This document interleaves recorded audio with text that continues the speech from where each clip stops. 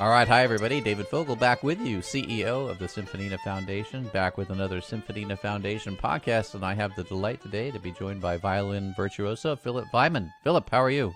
Hi, nice to see you and nice to hear you. And thank you so much for having me on your podcast. It's an honor and happy to be here. Well, it's an honor for me. Actually, when I was looking at your bio, I'm like, this bio doesn't have, it never ends. It never ends. You played with Sting, you played with Aretha Franklin, you played with Shakira, Pearl Jam, Andrea Bocelli, you played on albums with Leanne Rimes and Bon Jovi and the Rolling Stones, Sheryl Crow. I mean, you played on last year's Grammy-nominated Cheyenne too. I had Yes. Premik and Margie Oh, on yeah. yesterday, actually, for our podcast. Oh, that's great. They were on there, and Margie was one of the producers. So, congratulations to you for that as well. How Thank you how very did much. the common question I have for people who are really good at their instrument, which is, Philip, how did you get so good at your instrument? Oh, well, thank you. Thank you for your compliments. And it's my path was pretty much predetermined. My late mother was a professional violinist, and she started me when I was a little under 4 years old. And I have very few very traumatic memories from that period. But other than that, Okay. other than that, as I remember myself, violin was in a picture, and in few years it was pretty much my identity, as for many instrumentalists and musicians who started at early age. Yeah. So you must have, well, if your mom was a pro, then I'm sure you stuck with it because she forced you to, probably. But Yeah, I mean, I guess so. I don't remember that time. I just remember in the very beginning, she asked her friend to teach me because I wouldn't really listen to my mom at that age sure. as a teacher. And the only memories I have is hiding under the dinner table, imagining that I'm invisible and nobody can find me. And but every time they did. So Yeah, yeah. Well, okay. So as you grew up, at what age did you decide? Yes, this is really what I want to do with my life. Well, I from the early time I imagined that what I would be doing for my entire life. The real appreciation and understanding and somewhat fulfillment probably came to what would be equivalent of middle school here in US. Okay. Probably by the age of 12, 11, 12, 13. In that Hmm. period, I really started to see that the benefits and joy and fulfillment that actually I can get Yeah. rather than practicing and looking at the kids playing soccer outside and just being sad that I'm not part of that Right. team. So just kind of growing up, I guess, and Yeah. just Okay. maturing a little bit. Yeah. Where did you grow up? I was born in Moscow and I grew up there. Both of my parents, they were born and grew up, and my family is actually from Ukraine. They're from Kiev. Hmm. Both my dad and my mother, they moved to Moscow as Moscow used to, suck all the talent and brains as a capital. And they got jobs and they studied there and they settled there. And I was born there and grew up there. And Hmm. our family escaped just before the coup in 1991. Okay. Since 1991, I reside in Los Angeles, California, and this is where my home is. Yes. So you went directly to L.A. when you came to the United States. Yes, Great. yeah. One of the best spots you could go. That was also predetermined. It was also not my choice. My father is a scientist, Uh huh. and he had a job opportunity here. He had a 3-year contract. We knew that we're never going to come back. That Yep. was our chance to escape and leave. And 2 suitcases each and $200. Welcome to the United States. Yep. We knew we're not going to come back. We Yep. were never. Yep. And how old were you then? I was 17, Okay. So almost just 18. Yeah. just finishing high school, basically. Just finished. Yeah, I graduated Gnesin School of Music in Moscow, and just after the final performances and recitals and exams, Hmm. in few weeks we left. Yeah. Did you go to any college here in the United States? I don't know. I didn't see that on your bio. Yes, Uh huh. yes. I went to UCLA for a few Okay. years. Uh huh. Then I did my master's at USC. I studied with great teachers. I was lucky, and I, in a way, continued some of my Russian school of violin playing here in Los Angeles. I can talk about my teachers too, if that's of interest. Yeah, please do if you like to. Um, Especially the good ones. yeah. Well, I have to give credit to my mother first. Sure. Of course, she was my driving force and supporting force for my entire life as long as she was alive. I studied with really good teachers back in Russia, back in Soviet Union. Zinaida Gilis she was assistant of Leonid Kogan, one of the really great Russian violinists. When I moved here at UCLA, I studied with Alex Streger, who was a graduate student of David Oistrakh.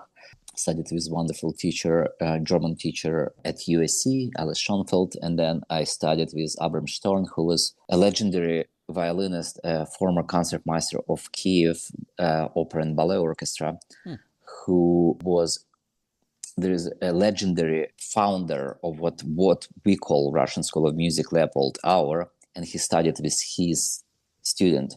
So it was just like 1 or 2 degrees of separation from that, and it was absolutely amazing. As a violinist, it probably was a great experience as a kid too. But leaving the Soviet Union just before it fell and all that, a lot of things went your way, even though they were very challenging. It was challenging, yeah, the cultural shock and just a personal family situation and financial situation was quite challenging. I can imagine. In the beginning, that job offer that was the reason why we moved actually didn't work out because it took us too long to actually leave Soviet Union. By the time we got here and my father went to job, they said, "Oh, you didn't get our notice. We actually sent it because." We couldn't wait so long. So your position is filled. So we kind of like, what are we doing now? So it was purely survival mode for a few years, but we managed. And very grateful for my parents to take that absolutely heroic step of living because my mother she was working. She was established as a teacher and she was teaching violin and chamber music in Gnesin Institute of Music, which is similar to Moscow Conservatory. There were 2 great schools. My father was accomplished, acclaimed scientist, professor, doctor of science, with published books, and just to leave everything behind just for my and my sister chance of freedom and future was absolutely amazing. So I'll be always grateful for that crazy move. I appreciate that, Philip. I think it's easy for us who haven't lived that life to take all these freedoms that we have for granted, and not appreciate them as we should, as much as we should anyway. We can appreciate. I don't mean to be preachy or political. I'm just saying, like, we do have a lot of privileges here. Definitely, and I'm very grateful for that. Yeah. Hey, what would you consider your big break after you got here? I mean, not everybody gets to play on that long list of people that I mentioned up at front here. What happened? Yeah. Well, I started working. So I moved here when I was almost 18. At 19, I joined the Local 47 professional union in Los Angeles because I started working. I started working in some local symphonies, New West Symphony. I joined Santa Barbara Symphony. Okay. So as I was studying, as I was going to college, I was actively working and freelancing. And I guess being in LA, this is one of the perks or one of the advantages, shall I say, just geographical and cultural advantages of being around, studios and being around people who work for different contractors, for different artists. I think what was important is just to establishing yourself as a player who people can rely on technically, musically. When I moved here, my sight reading and orchestral skills were at 0. In Moscow, in Russia, back in the day, we were all brought up as soloists. Oh, yeah. Playing an orchestra, I remember my teacher in school saying, well, stay away from that room. Just don't show up there. You're going to ruin your intonation. You're going to ruin your sound, which is partially true if you spend too much time in not a professional orchestra. So, but that was the attitude. Everybody wanted, we were all brought up to be like, trying to be next Kogan, next Oistrakh. So moving here, That was my first interesting experience as I, excuse me, started to study at UCLA and went to the first orchestra rehearsal. My stand partner was a very nice guy who could barely hold the violin. And he could play, and I was totally lost. I was like, how is it possible? So that skill, being in an orchestral setting or being in a setting where you need to sight read, that took me a few years just to I don't want to say master, but to be comfortable with and to kind of achieve as a skill. So in a few years, by 19, I started working actively, and I don't know what would be a big break. Probably kind of slowly establishing myself as I mentioned, as somebody who can play, who can be relied on, who can sight read, who it's when people hire instrumentalists, they want to make sure that they don't have to worry about them, that they're going to fit in, they're going to have good attitude, they can play, they can sight read, they can be part of the team, but if they need to step up, they can. If they don't need, they know how to blend in. Basically, being a professional, what it's called in our industry. Yeah. And possibly the some of the breaks started in early 2000s when I started working actively for some companies and contractors who were working with very established artists. It's kind of hard to break into any established circle, so it took a little time, and once I was able to establish myself, then I started getting those calls and started getting asked to do those recordings, and they were mostly record dates. And sometimes those artists would ask also to do, let's say, I played on a bunch of like late night shows when they would have a new album or new song come out. They would say, oh, from that session, do you guys want to do that? Or we would be called to do some kind of live TV stuff and some concerts. But most of my credits, records, movie dates, animations, things like that. Yeah. And before we get too far down the road, you've also done some acting. Yes, that's another another geographical bonus of living in Los Angeles. Yeah, for example, we recorded a song for the Spider-Man 3 movie, and then got an email saying, hey, Sam Riley would like to have a violinist. They need a violinist actually on camera for one of the scenes. Do you want to do it? They wanted to submit. I said, sure. Okay. So then they picked, I don't know, one or two or three, I don't know. And then he wanted to meet. We met. I played. I said, okay.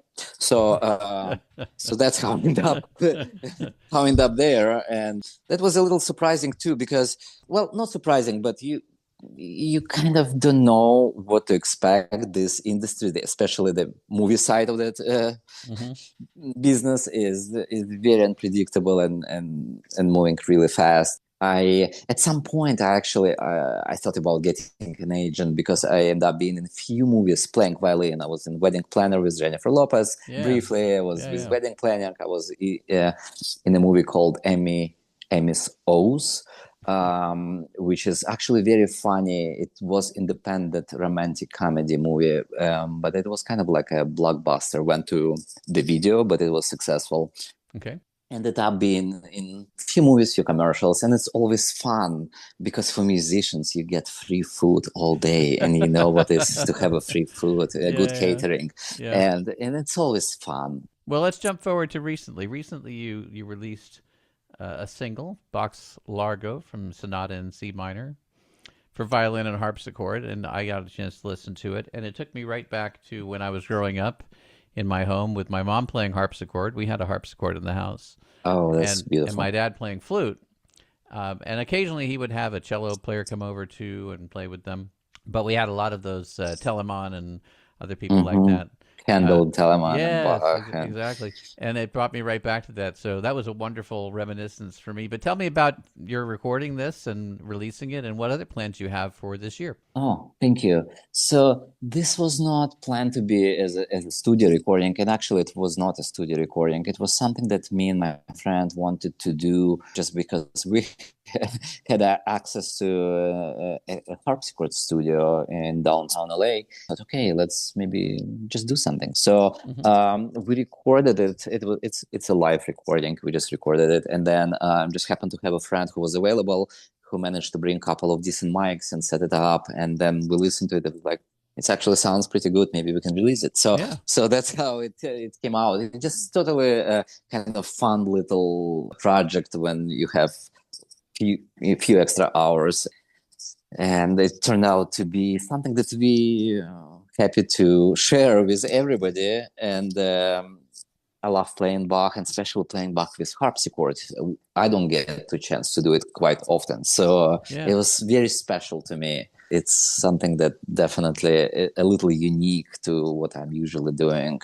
Yeah. Do you think you might have an extension to have an album of violin and harpsichord music? That would be great. I was talking to my friend about that, and that's another possibility. He's extremely talented person, and he's actually primarily a cellist. He plays piano beautifully. He plays harpsichord. He draws. There's just some talented people who just beyond being talented. Yeah. At the same time, sometimes they don't want to put in like hours of work, and it kind of becomes like a work rather than fun project. So we have to balance it. As far as the other projects, I have an interesting. I kind of like playing with instruments that not necessarily accustomed or primarily used or associated with like accompanying violin. One project that I started, and I named it 55 Strings. It has a violin, a harp, and a cello. Okay. So hence that 55 strings. Yes. Combining. So produced few concerts which were related to art, and I called it Art Live. So what I would do is I would choose a period or an artist, pick out maybe 70, 80, 100 of images of artworks, and then think about what instrumentation, and try to figure out historically and connection to an artist, what music, what style, what pieces, what songs, what classical pieces. So to choose and try to have it as a show, as we would have it like a video roll of those images to music. So I produced 3 concerts like that, and most successful were Picasso, one dedicated to Picasso and one dedicated to Impressionist. Okay. And that instrumentation came out from that project as a concert soundtrack for the artwork of Impressionist painters. And it just sounded so good because I love playing this harp. It blends so well because it's a string instrument. At the same time, it covers all the harmonies, and it basically is a piano. So, and then I decided to add cello just to balance out, the high frequencies of violin and get the kind of low bass notes and lines, and it fit in. I have a friend in Los Angeles. She's a wonderful cellist. She arranged every piece of music. So we did a lot of French music. We did obviously a lot of Debussy and Satie and Ravel, and we performed it as a visual and music performances. And we performed it separately, just as concert settings. We had such good reviews and feedback. It was somewhat refreshing. So we're actually planning to do recording, to record this album. So this is something that hopefully we can do by the end of this year. I'm not sure when we will release it. Possibly not this cycle, but this is something that I'm looking forward to. It's also a product of love and something that we just like doing when we're not recording or teaching or performing, something just to do for ourselves. What I find is the most successful projects is something comes out from something you just want to do for yourself with your friends, rather than plan and kind of program and do it more kind of schedule based rather than kind of just doing it for fun. I gotcha. I understand. Yeah. So do you do a lot of collaborations during the year, though? Do you try to do that and give yourself those opportunities? Definitely. I do get invited to play for different series and concert series and chamber music series, and this is my chance to actually program things that I like. Yeah. Um, I'll be doing one little concert, participate in a concert, which is actually going to be Baroque themed, and I'm inviting the same friend who was playing harpsichord on that recording. We're gonna do Alfred Schnittke Suite in Old Style, which he wrote as a soundtrack from 1965 comedy movie from Soviet Union. That suite is actually took its own kind of path in life and became a concert piece that violins play. Has five short movements, and it's very beautiful. It's stylistically baroque, but just with a few Alfred Schnittke twists. Not many. Mostly it sounds as a beautiful baroque piece, which is very nice. And then we will do one aria from Bach's St. Matthew Passions with violin, soprano, and harpsichord. So that's going to be an interesting thing. And then a few other collaborations that I'm looking forward this year, playing with my friends and playing Yeah. some piano trios, playing some violin and piano pieces, and Sounds chamber great. music. Yeah, thank you. Sounds great. Well, if people want to get in touch with you, they have an idea to collaborate with you on something, what would be the best way to reach out to you? I do have a website, which is just my full name.com, philipvaiman.com, PHILIPVAIMAN.com. I have email is the best way to reach me, which is also my full name, philipvaimanmusic@gmail.com. And I'm really looking forward to. I'm open for collaborations. I love doing that. I love the what I call independent artist circle and vibe I've been a part of for the last few years, and that's how I collaborated with Cheru Yep. For the Cheyenne. At that time, actually, I did submit it a few years ago of the one of the projects that was I really liked, but it just didn't because of the scheduling and some of the conflicts with different groups. It's actually doesn't exist anymore. But at the time, it was wonderful. It's a group that I created that consisted of violin, cello, guitar, and vocals. So it's like another version of the string quartet, but with instead of another violin and viola, it was a voice and guitar. Mm-hmm. And we did a crossover. We did a lot. We did on that album. There was a Bach trio sonatas. There was Gershwin preludes.